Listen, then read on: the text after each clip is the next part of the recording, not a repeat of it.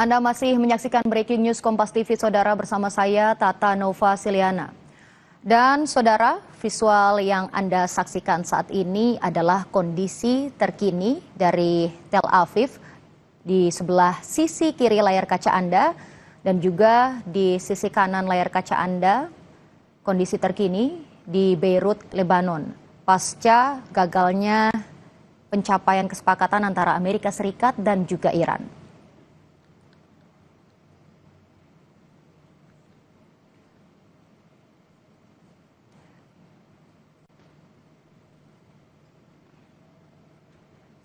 Saudara, milisi Hizbullah pro-Iran mengklaim berhasil meluncurkan rudal ke pangkalan Angkatan Laut Israel.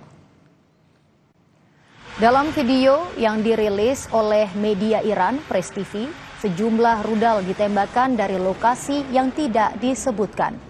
Hizbullah mengklaim serangan rudal menyasar sejumlah titik lokasi di Israel, Saudara, termasuk pangkalan Angkatan Laut Israel di kota Haifa. Belum ada pernyataan militer Israel soal dampak serangan ini.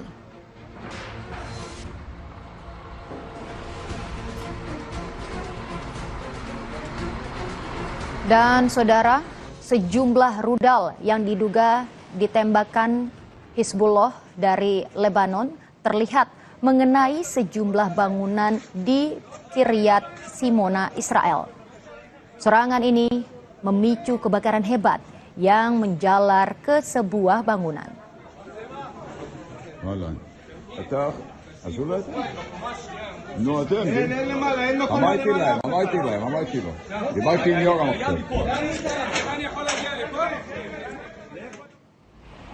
Sementara itu, sebuah sekolah di desa Arab Israel, Deir al-Asad, rusak akibat serangan Hizbullah pada Jumat waktu setempat.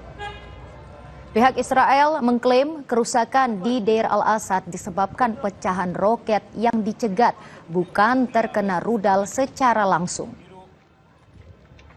Sebelumnya, Saudara, Hizbullah mengklaim bertanggung jawab atas serangan roket yang lebih luas yang menargetkan Israel Utara.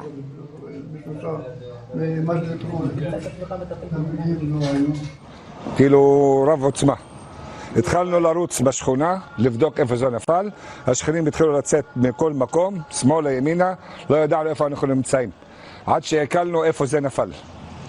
היה לנו פה אצל השכנים 3 נשים, נפגעי חרדה, ופינו אותם לבית חולים נהריה. והיה עוד 2 נשים גם מאותו שכונה, שגם פינו אותם לבית חולים נהריה, אבל הם מנפגעי חרדה.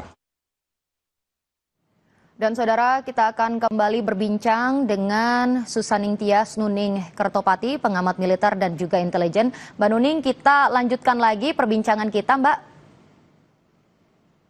Oke, Mbak Nuning, dengan fakta bahwa Amerika Serikat sudah menghancurkan sebagian besar fasilitas pengayaan nuklirnya Iran lewat Operation Lion's Roar ya, pada 28 Februari 2026, bukankah klaim Iran bahwa mereka masih mampu menolak tuntutan AS justru menunjukkan bahwa intelijen Barat itu gagal memprediksi ketahanan rezim Teheran? Jadi kalau Mbak Nuning sendiri melihat, apakah ini berarti resiko eskalasi langsung lebih tinggi lagi nanti? Karena Iran merasa mungkin sudah tidak ada lagi yang bisa hilang? Ya, kalau kita lihat dari awal peperangan ini kan juga termasuk perang intelijen ya, karena ini adalah Iran sendiri menetapkan perang berlarut, yaitu perang yang slow intention. Sementara Amerika itu lebih kepada military speed intention. Jadi memang dalam hal ini keduanya berada pada posisi yang sangat berbeda di dalam metode perang mereka. Nah, kita juga harus ketahui ya Mbak Tata, bahwa di awal dari perundingan itu kan juga masih ada perbedaan pandangan antara pemerintah Amerika Serikat, Iran, dan Pakistan selaku narahubung perundingan ya Pakistan ini. Yaitu pemerintah Amerika Serikat tidak memasukkan Lebanon sebagai subjek ceasefire sedangkan Iran dan Pakistan menjadikannya sebagai subjek ceasefire. Jadi jika dunia internasional tidak mendukung upaya perundingan dan hostilities masih berlangsung di Lebanon, hal ini dapat menjadi tantangan utama dalam perundingan antara Amerika Serikat dan Iran. Kalau kita bicara soal intelijen, sebenarnya dari awal itu Iran sudah kecolongan karena sudah banyak sekali ditanam agen-agen intelijen dari Israel maupun Amerika di Iran. Sejak Iran ketahuan memproduksi nuklir. Jadi itu agen-agen itu melakukan disepsi sebagai guru, disepsi sebagai olahragawan bahkan, dan mereka mengganti nama, mengganti posisi sedemikian rupa sehingga orang tidak curiga.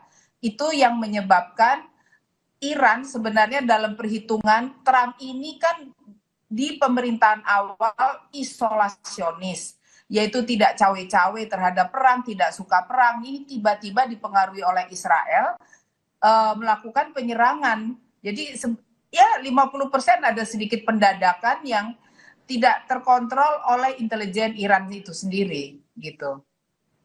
Oke, berarti seberapa efektif tadi kalau misalnya Mbak Nuning bilang sudah ditanam ya Iran kecolongan. Jadi seberapa efektif mungkin informasi yang didapatkan oleh pihak Amerika Serikat dari intelijen itu sendiri, Mbak Nuning?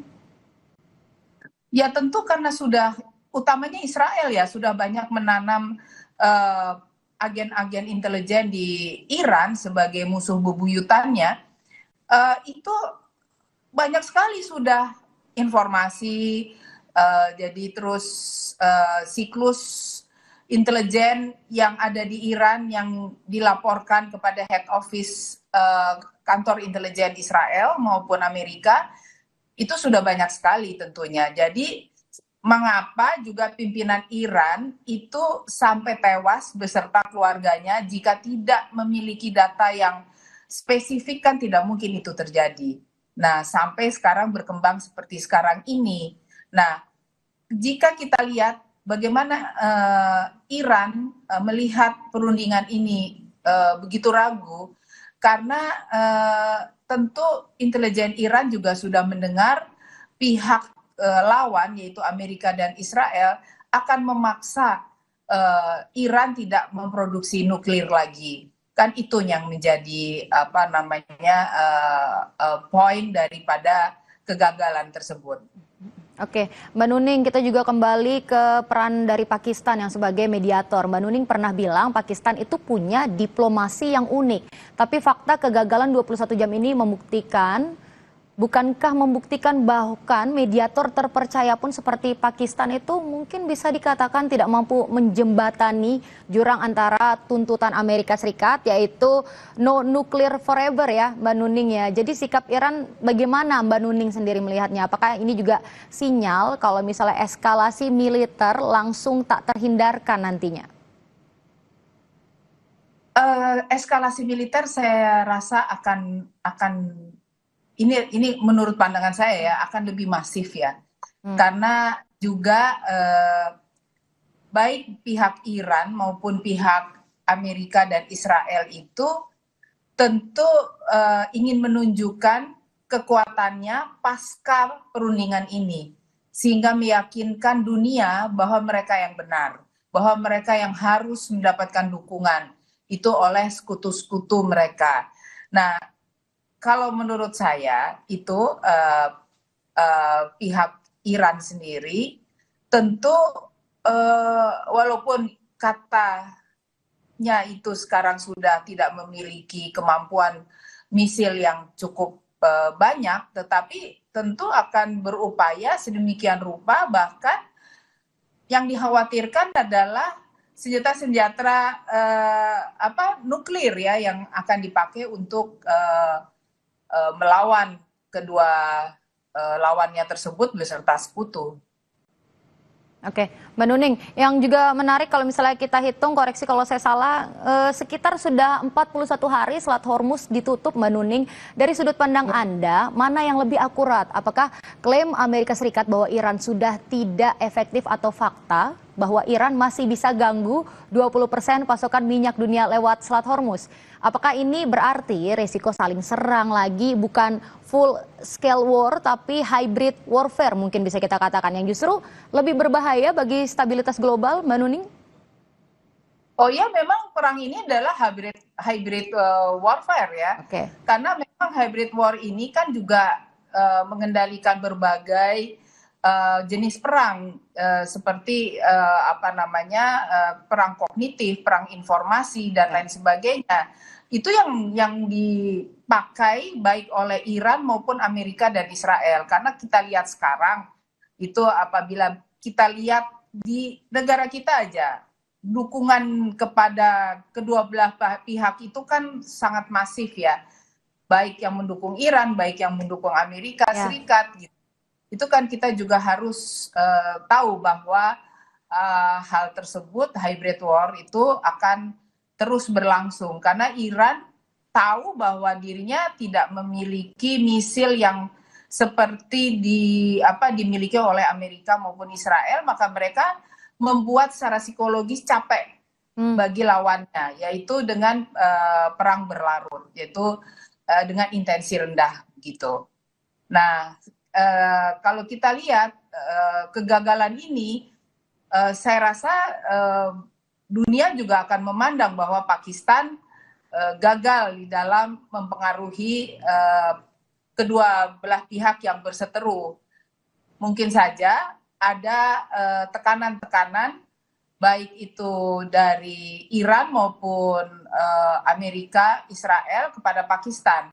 Tetapi dalam hal ini Pakistan sudah melakukan upaya terbaik untuk mengadakan hal ini dengan memberi juga sisi-sisi lobby secara diplomatik kepada kedua belah pihak.